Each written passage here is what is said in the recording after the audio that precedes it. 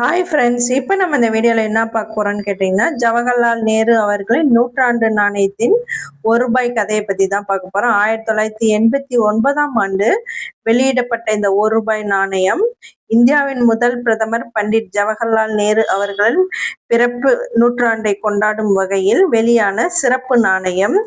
இதோடைய முதல் பக்கம், அதாவது முதல் பக்கம் பார்த்தீங்கன்னா, இந்தியாவின் தேசிய சின்னமான அசோக தூண் இதுல தெளிவா காணப்படுது. 4 சிங்கங்கள் முதுகுக்கு முதுகு நின்று கொண்டு இருக்கும் அழகிய வடிவ சிங்கங்களும் இதுல இருக்குது.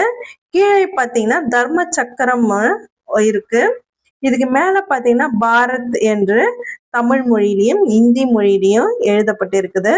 இதோடைய வலது புறத்துல பாத்தீங்கன்னா இந்தியா அப்படின்னு சொல்லிட்டு ஆங்கில எழுத்துலயும் எழுதப்பட்டு இருக்குது. இது கீழே பாத்தீங்கன்னா பெரிய எழுத்துக்களால ₹1 அப்படின்னு சொல்லிட்டும் அதுல எழுதியிருக்கிறாங்க. அதற்கு மேல பாத்தீங்கன்னா இந்தியில ₹1 அப்படின்னு சொல்லிட்டும் எழுதியிருக்கிறாங்க. இந்த அசோக சின்னம் பார்த்தீங்கன்னா எதை குறிக்கிறதுனா அமைதி, ஒற்றுமை, நல்லாட்சி என இந்த சின்னத்துடைய மிக முக்கியமான வலிமைன்னா சொல்லலாம். நேரு அவர்கள் இந்த மதிப்புகளை வாழ்நாள் முழுவதும் போற்றியவராக இருந்தாரு. இதோடைய பின்பக்கம் பார்த்தீங்கன்னா ஜவஹர்லால் நேரு அவர்கள் பக்கவாட்டு உருவம் பொறிக்கப்பட்டு இருக்கிறது. அவரது பிரசித்தி பெற்ற தொப்பி, சிந்தனையான பார்வை, சிறு புன்னகை அழகாக பொறிக்கப்பட்டுள்ளது. உருவத்தை சுற்றி ஜவஹர்லால் நேரு அப்படின்னு சொல்லிட்டு இந்தியிலையும் ஆங்கில மொழியிலையும் எழுதியிருக்கிறாங்க. செஞ்சுரி 1989 அப்படின்னு தெளிவா இதை சுத்தியும் எழுதியிருக்கிறாங்க. இது அவர்களின் 100வது பிறந்த நாள் கொண்டாட்டத்தை முன்னிட்டு இந்த நாணயம் வெளியிட்டிருக்கிறாங்க. இதுல சுற்றியும் பார்த்தீங்கன்னா பாதுகாப்பு கோடுகளும் இதுல இருக்குது. இது செம்பு நிக்கல் கலவையால இந்த நாணயம் இருக்குது. இதோட எடை பார்த்தீங்கன்னா 6 கிராம், விட்டம் பார்த்தீங்கன்னா சுமார் 26 மில்லிமீட்டரு. ஜவஹர்லால் நேரு அவர்கள் 1889ஆம் ஆண்டு நவம்பர் 14ஆம் தேதி அலகாபாத்ல பிறந்திருக்கிறாரு. இந்த வீடியோ பிடிச்சிருந்தா லைக் பண்ணுங்க, ஷேர் பண்ணுங்க, கமெண்ட் பண்ணுங்க, சப்ஸ்கிரைப் பண்ணுங்க.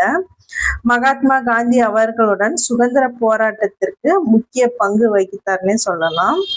1947ல சுதந்திர போராட்டத்துக்கு பிறகு முதல் பிரதமராக இருந்தாரு.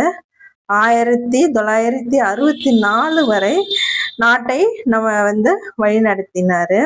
நேரு அவர்களை நவீன இந்தியாவின் கட்டிட கலைஞர்னு நம்ம சொல்லலாம். இந்த நாணயம் பார்த்தீங்கன்னா நமக்கு 3 கிடைச்சிது. அதுல 2 தான் பார்த்தீங்கன்னா கொஞ்சம் நல்லா இருக்குது. இன்னொன்னு பார்த்தீங்கன்னா லைட்டா துரு பிடிச்சிருக்குது. அந்த அளவுக்கு கிளாரிட்டியா கிடைக்கல. இன்று இது மதிப்பு பார்த்தீங்கன்னா இது எனக்கு ஒரு ₹20 அளவுல ஒண்ணு கிடைச்சிது. இது இந்த துரு பிடிச்சது மட்டும் ஒரு ₹5 அளவுல வாங்கிட்டு வந்தேன். இது 3மே பார்த்தீங்கன்னா ரொம்ப ஒரு பொக்கிஷமாவே இருக்குது. இது சர்க்குலேஷன்ல எல்லாம் இப்ப அதிகமா இல்லை. இன்னும் இந்த மாதிரி சுவாரஸ்யமா போடணும், எதை பத்தி வீடியோஸ் போடணும்னு சொல்லிட்டு, எந்த நாணயத்தை பத்தி போடணும்னு சொல்லிட்டு எனக்கு கமெண்ட் செக்ஷன்ல பதிவு பண்ணுங்க. பார்க்கவே பார்த்தீங்கன்னா ரொம்ப சூப்பராகவும் இருக்குது. ஜவஹர்லால் நேரு அவர்களின் பிறந்த நாளை தான் நம்ம குழந்தைகள் தினமாக கொண்டாடிட்டும் இருக்கிறோம்.